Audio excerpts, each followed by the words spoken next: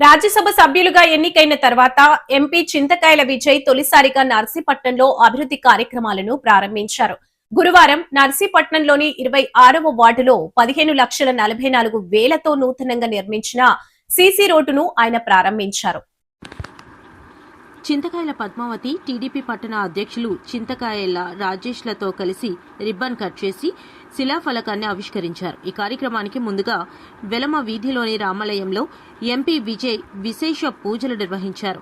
ఈ సందర్భంగా ఎంపీ మీడియాతో మాట్లాడుతూ తాను పుట్టి పెరిగిన వీధిలోనే తన చేతుల మీదుగా తొలి శిలాఫలకం ఆవిష్కరించడం తన జీవితంలో మర్చిపోలేని అనుభూతి అని, ఇది తనకెంతో గర్వకారణంగా ఉందని హర్షం వ్యక్తం చేశారు.